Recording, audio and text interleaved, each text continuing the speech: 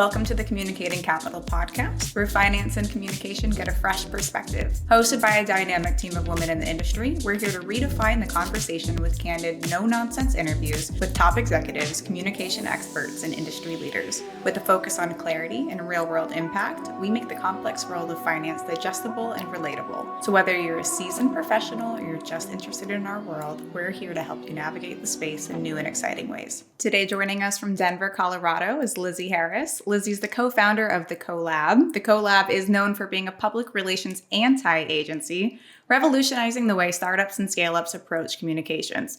Not only is she at the very top of her profession and understands the inner workings of all things PR, which we're going to get into, but she's also a top PR voice on LinkedIn, so definitely give her a follow. Everything will be in at the end of this episode. Her insights are literally read by hundreds of thousands of people per month, perhaps even maybe even millions for one of the posts that I've seen. So I'm very excited for Lizzy's interview today. And Lizzy, it's great to have you. Thanks for having me. I'm happy to be here. I'm so excited. And Lizzy, you've built the Colab from the ground up into what I know as a powerhouse PR agency for startups, scale-ups, and beyond. Can you tell us a little bit about your professional journey? Yeah, absolutely. So I actually started my career internationally. I was doing PR for a nonprofit in Thailand.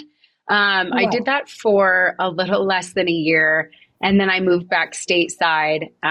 It was a bit of a culture shock. I went from living in Bangkok to moving to this little town in Montana that was smaller than my high school. And I started doing outdoor PR. And I stayed there again for about a year. And then I decided I wanted to get into tech PR. And I've been in tech PR ever since. It's amazing. And I feel like so you're saying you were in Thailand, then you're in Montana, now you're in Denver. How is your experience worldwide working on different PR campaigns, whether it's for nonprofits or tech companies? How has that shaped the way you've built your company today? I think being able to do PR in different geographic locations and also different industries has allowed me to have sort of a more comprehensive or holistic view as I head into different campaigns or different pitch topics. Every industry is obviously very different, but there's a lot of the same components that play into successful PR regardless of the space that you're working in. And so, whether you're pushing like alpine running shoes or camping tents or some B2B SaaS product, there are a lot of underlying themes to what you're doing that, in the Venn diagram of things, there's quite a bit of overlap. So I would say it's helped me offer a more comprehensive and holistic program through the Colab. And so we're speaking about the Colab, and I know that you've described that as the anti-agency. Can you explain to our listeners what that means and how that really differs from a traditional PR agency? Yeah. So over the course of my career, I worked at agencies, and then I also worked on the client side. So I was hiring and working with PR agencies. And I felt like being on the client side, there was a lot of things that I felt were broken in that dynamic. And when I founded the Colab with my business partner, Ashley, we really decided we're going to take everything that's good about this dynamic and absolutely nothing that isn't. So one of those things I would say is a lot of agencies are guilty of something that we call the bait and switch. It's when agencies bring on the heavy hitters like the VPs or the CEO to close a client. But then, once the ink dries on the contract, they'll just hand the account over to someone with, let's say, 3 years of experience. There are anomalies in that case where some of these up and coming pros are extremely skilled. But ultimately, I think in practice and principle, that's bad business. Right. So at the Colab, we never wanted to do that. So every single one of our team members has at least 10 or more years of experience. So everyone is super senior. There's no one junior at the company. So we're never going to hand you over to someone junior to run your account. Another piece of that is that there's really no hierarchy in the way that we run the clients. And so everyone is senior. And then everyone works on every facet of the account. In traditional agency world, some of the entry level or younger junior staff members will work on building the media list and the pitching, as well as some of the more, like mundane tasks like roundups for news and things like that. We don't do that. Everyone on your account works on every facet of the account at all times.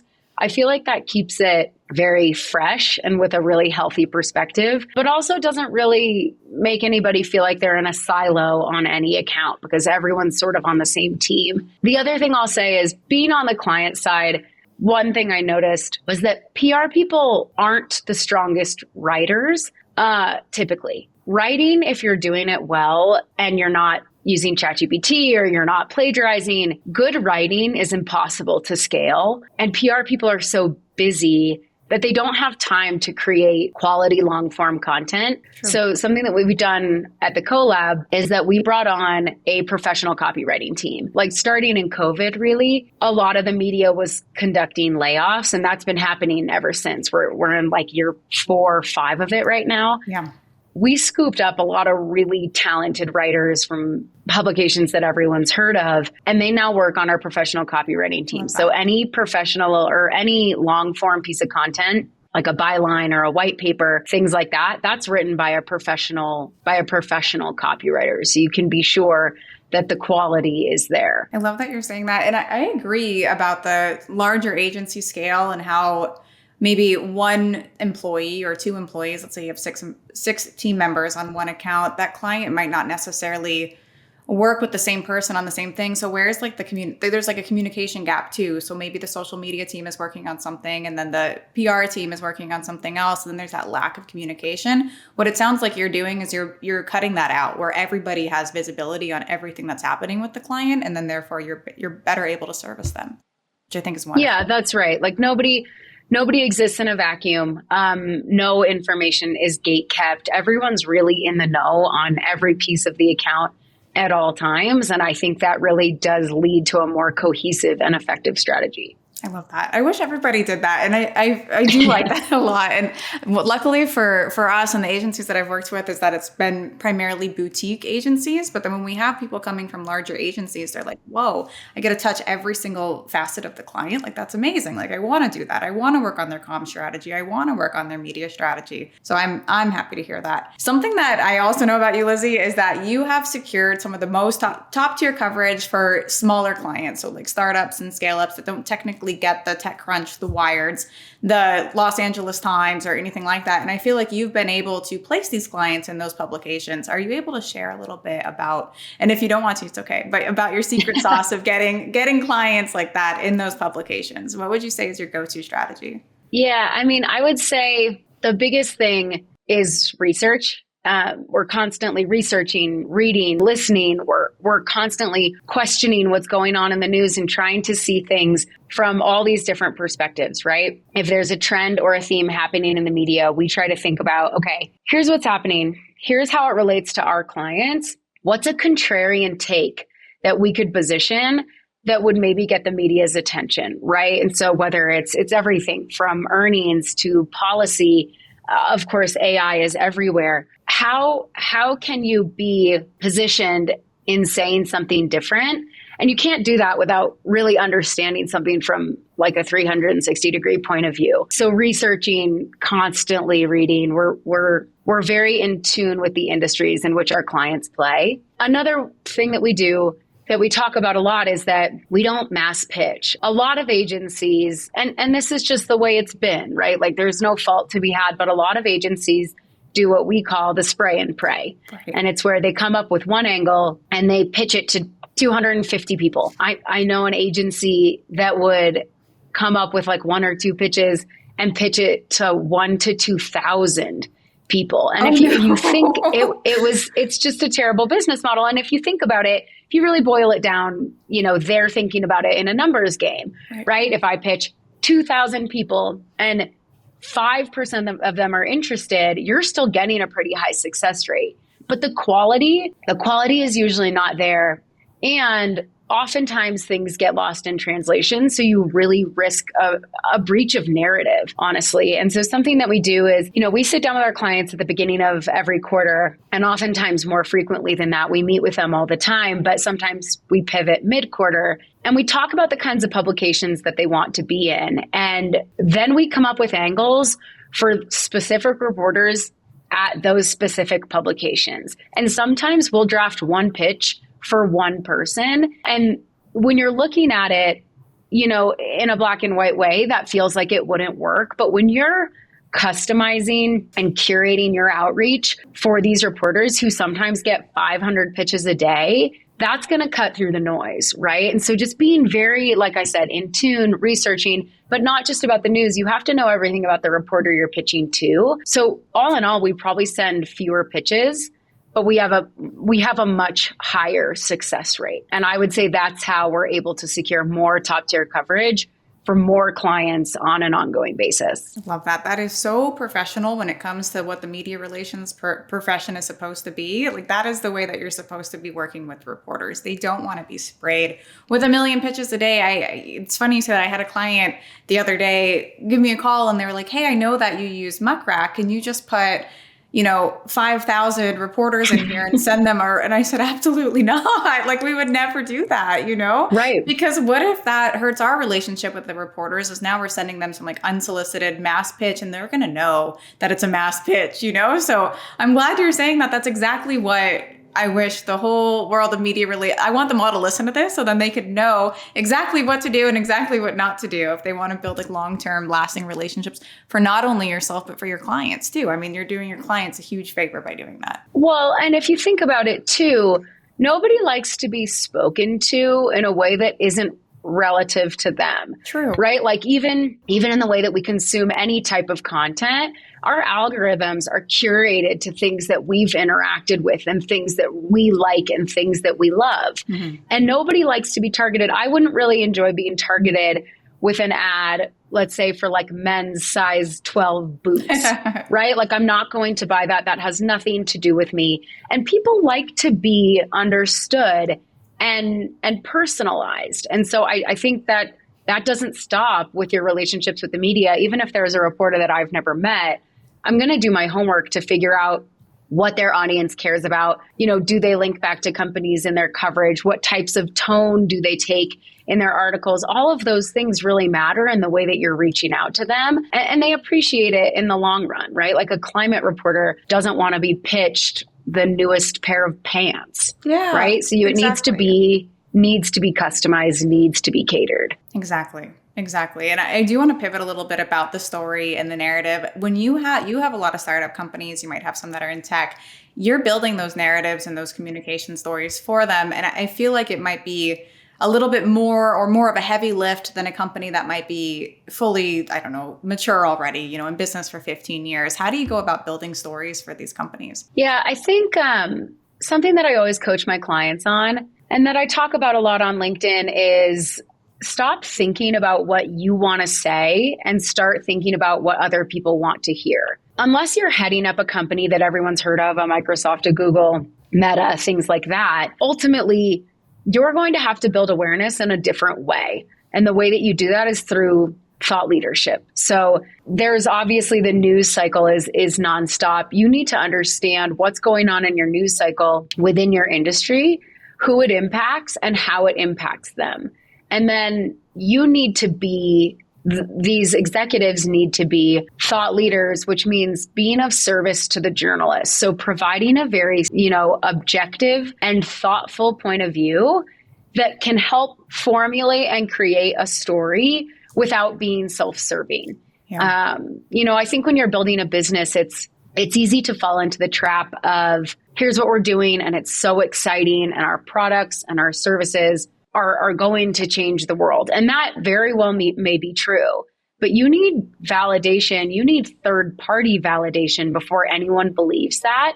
And being able to be objective in the media and be of service to the journalist, that's what's going to drive your validation. So I think there's something to be said about drafting a narrative and messaging, especially for growing businesses, but you can't be afraid to pivot, and you must be able to talk about things outside the four walls of your company. I love that you're saying that. So being in the know, similar to what you're doing for your clients, you're saying that the client should also be in the know about their industry, reading the news, knowing what's happening with comparables or competitors, and getting in front of it. I love to hear it. Yeah. I love to hear it. I feel like you were just so fabulous with regard to PR. So this is really good. I want to talk about how PR has evolved so much, even since just COVID over the last 4 or 5 years. I know you were talking about layoffs, media layoffs and whatnot, but we've also had the rise of like different AI platforms to help us with our activities.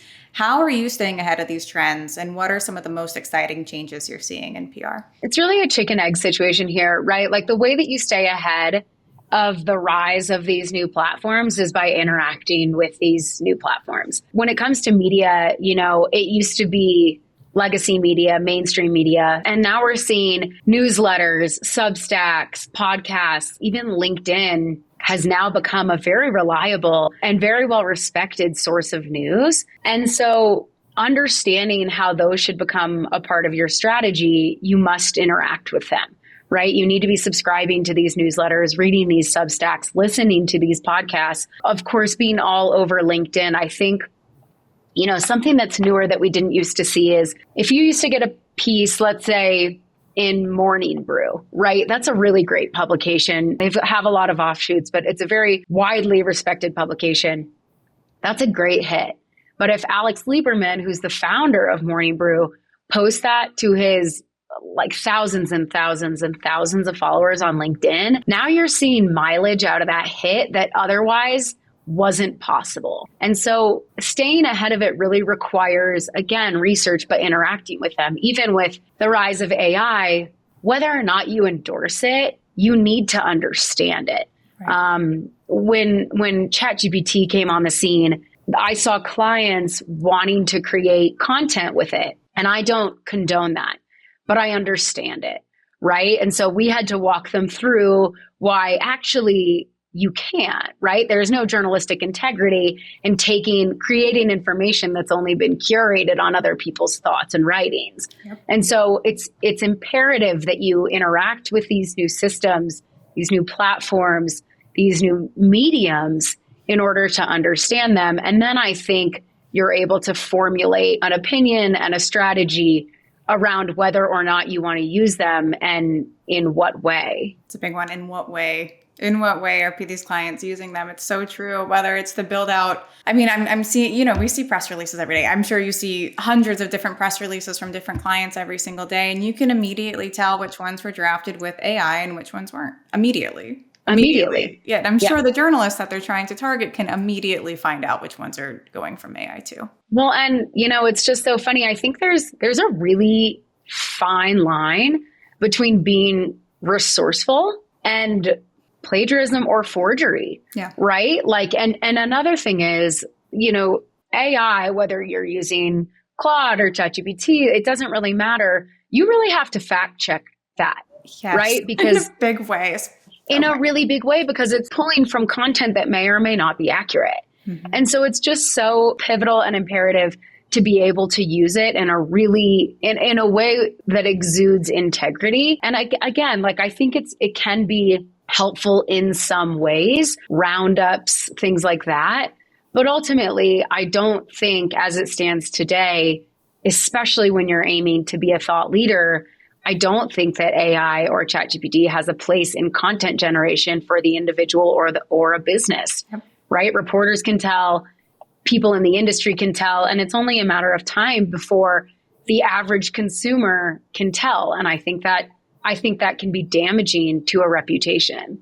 I agree with you. I absolutely agree with you. Even reporters, if a client puts anything in, they're like, look, just make sure that this does not have ChatGPT anywhere near it before you send it to me. So period. And they're telling us that nowadays, which I think is good, but it's also something that we should already know, and we should advise our clients not to do that. So I definitely. Well, and the AI checkers get a lot of flack, mm-hmm. right? And people say that they're inaccurate, but I'll tell you, I was having an exercise the other week because we're bringing on new team members, and I asked for a really brief piece of content to be written. And we ran all of this content through 4 different AI checkers, and you wouldn't believe the amount of flags that came up on this content. And again, I'm not saying that it can't be used for you to be resourceful, but when I'm asking you to draft something custom, if you want to work at this company, I expect you to take the time to do that. Right. And while the range may be inaccurate or misleading, I can tell you that right from the jump, I knew what was and wasn't generated with AI, and the checkers corroborated that, right? And so you've got to be willing to work with the systems at hand and the resources at play. But I think ultimately still you need to be capable in every way, especially as far as content generation is concerned, without these tools. And using them the way that they should be used in order to enhance your job rather than use it as completely doing your job, because it's not there exactly yet. It's not there exactly yet. I agree with you. I do want to pivot because I know we're running up on some time here. You're an entrepreneur, and I know a lot of people that are listening in might want to start their journey similar to yours. Can you talk about building your company, some of the challenges and some of the most rewarding times you've had so far? Yeah, I mean, I think I faced a lot of the same challenges as any business owner. You know, for the first 2 years that I built this business, I didn't take a single day off. I worked every single day, nights, weekends, early mornings, every single day. And so that was a very trying time. I had to give up a lot and say no a lot. And to compound that, I would say, I think it was really, really difficult. The imposter syndrome, transparently, was very real, right? Like, who am I to do this? Right. And that was sort of quelled by the business that was coming in and the clients that stayed on. You know, now I've had several clients for many, many years. Good. But I think a lot of business owners face that. The most rewarding things, I would say, from building this business happened to me every single day, right? Like I don't dread getting up for work every day. I look forward to doing my job. I like doing what I do. I like who I get to do it with. And I feel really fulfilled after everything that I do. And I think that's an incredible gift, right? And so the reward, I feel like, is ongoing and daily. Lizzy, I feel like anybody that would work for you or work at your agency would be so lucky. So lucky. You seem like an absolutely amazing leader. One thing before we wrap up, do you have any final thoughts or advice for any startups that might be looking to level up their PR game, or for people that are looking to enter the PR industry? So maybe a two-pronged answer. Yeah, sure. So, I mean, the biggest thing I think for startups looking to level up their presence in PR, level up their presence in the media, is don't be afraid to be contrarian. The media are really, really looking for someone or several people to be honest about what's happening and what they think is going to happen. And that doesn't mean you have to be right. Right. But I do think being edgy, being contrarian, I think that goes a really long way in the media. And that also plays into, you have to be willing to speak on things outside of the four walls of your company, outside of your product, your service, your people, your customers, right? Like I was talking about earlier, commenting on trends and themes in your industry, in the broader media, and being of service to the journalist. And then if you're looking to go it alone or in an agency, right? I think the biggest thing that you always need to focus on, what needs to be your North Star, is client service, is customer service, right? Like, you must be of the utmost service to your client, and then everything else will follow, right? Because that creates recurring revenue, predictability, less churn. I think a lot of people get caught focusing on erroneous metrics like headcount, right? And if you've ever heard me talk about that, I think headcount it's an asinine thing to track when we're talking about growing businesses. What you really need to be focusing on is what you're delivering, how you're delivering it, and how your clients are receiving it. Are they happy? What more do they need? What do they need less of?